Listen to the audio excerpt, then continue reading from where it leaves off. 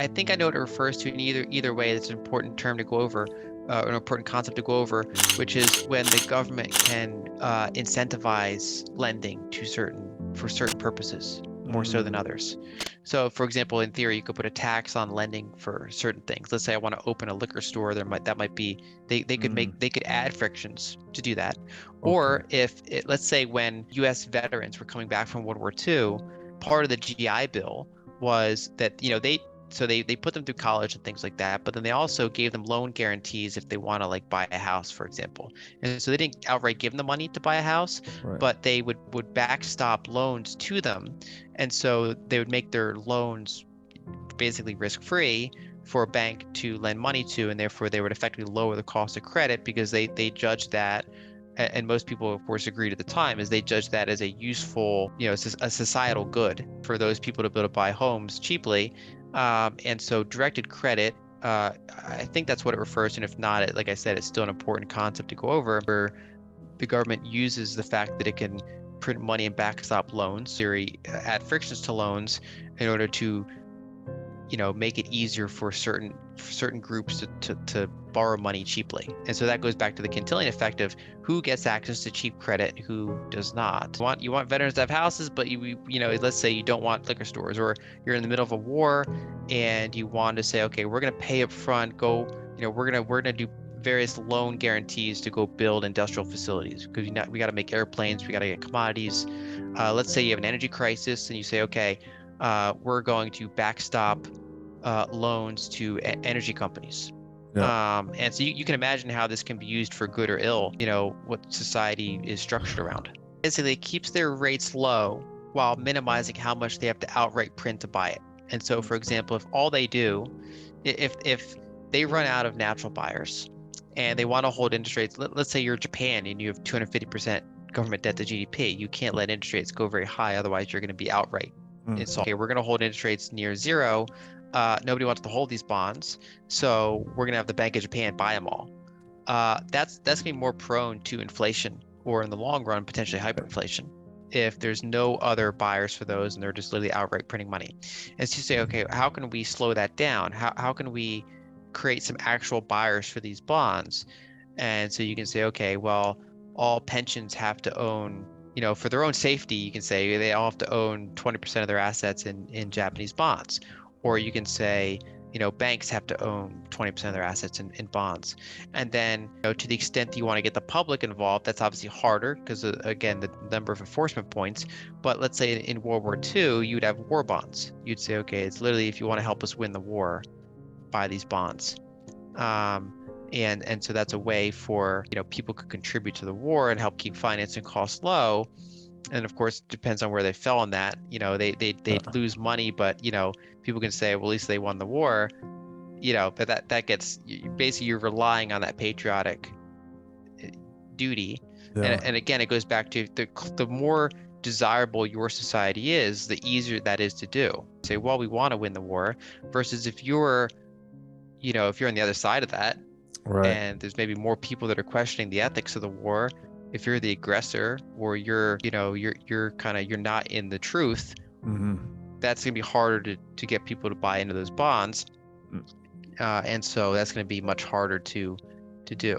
If they're saying, okay, if we're going to print a lot of money, banks are going to benefit from this because their deposit base is going to go up a ton, and of course they get a small margin on their deposit base. You double the money supply, banks are going to be happy because they double the deposits, and so they say, well, since they're getting the benefits, we're also going to put a lot of the burdens on them as well to try to balance that out. So we're going to say, okay, your deposits are going up a ton, but you have to hold a lot of those assets Mm, in our government bonds, which we're financially repressing. So you're kind of we're kind of taking back those excess profits that you would have gotten from our money printing, as the banks are near the center of the Cantillon effect, and we're going to take some of those back. And so that would be the kind of the sophistry behind why them, and it's basically much easier to sell the notion that those benefiting from it are going to be the ones repressed than putting that on people that are not benefiting and being repressed, because that's the right. worst of all worlds. So yeah, that they of course also the more sophisticated way of doing it, the less likely you're to get unrest or harsh pushback against your financial repression plan. The more it seems to make sense to people. I mean, a lot of it's opaque, obviously. The extent that it's transparent, the more it seems like it makes sense.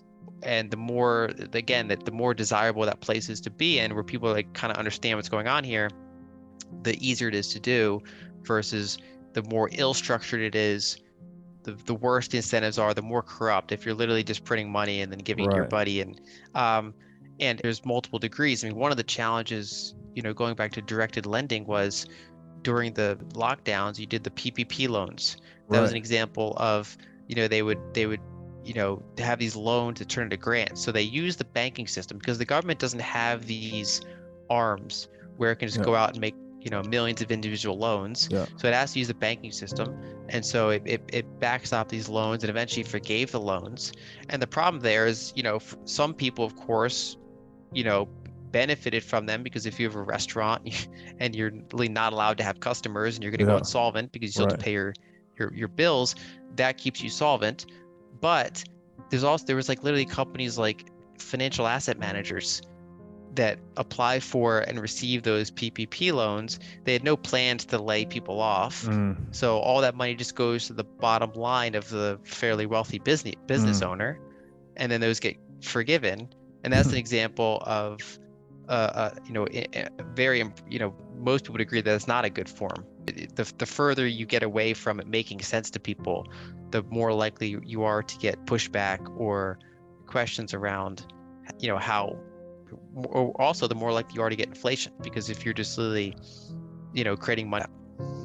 And recency bias, when you have Mm. decades of disinflation, we had a number of disinflationary drivers, right? Mhm. Because, for example, we had globalization. So we had the Mhm. opening up of China and former Soviet Union states to the world, this Mhm. big untapped pool of labor.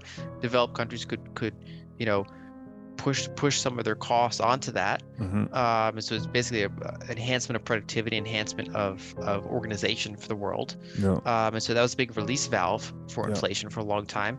Um, Also, throughout the 2010s, you had, especially in the second half of it, you had commodity oversupply, partly due to Mhm. the ramp up of shale oil, which partly was based on cheap credit. Basically, it is unprofitable oil, but it did ramp up and it kind of distorted supply and demand. You had slow growth, so you had slow demand growth, in part because of how the money system structured. And so we had this period of relative disinflation. And that gave a lot of academics and a lot of economists this recency bias. And I think that they didn't have the right models for what Mm. causes inflation. And they also mix up base money and broad money. And so they said, well, we did a lot of QE in the 2010s and we didn't really get a lot of inflation. So this won't be inflationary. But of course, back and ask, was this inevitable to some degree?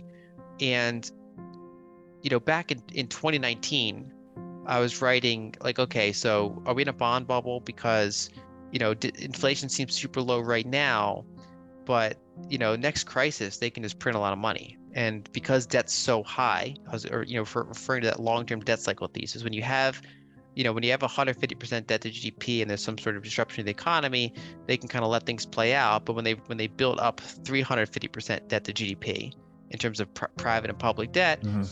the time to insolvency when there's some sort of disruption is much tighter. Mhm. And so that you can expect that the response time of money printing is probably going to be faster. One of the things you get in these long-term debt cycles is periods of rising populism. So it's the incentive structure around printing, Yeah. where, in 2008, 2009, they bailed out a lot of the banks. They recapitalized the banking system, but they didn't really bail out the homeowner, right? Yeah. So a lot of Right. homeowners, so homeowners had worse. You had basically socialism for the rich and capitalism for the poor, Right. and so that caused, rising wealth inequality. I like to use the phrase wealth concentration Mhm. rather than wealth inequality, because we Mhm. shouldn't expect wealth to be equal, but Right. when you start to get extreme wealth concentration, you have to start asking why, or what's wrong, or what's causing it. Right. Is it related to corruption? Is it related to things that can be controlled? Mhm. Um, and so we had this period of kind of socialism for the rich and capitalism for the poor. And then so when it came time, when we had that rising populism, that kind of rising stagnation, and then all this debt in the system, and then we're impacted by pandemic and then the lockdown response, and And the tolerance that people would have for a second round of that was almost none. And that's why you Right. had things like stimulus checks and child tax care credits,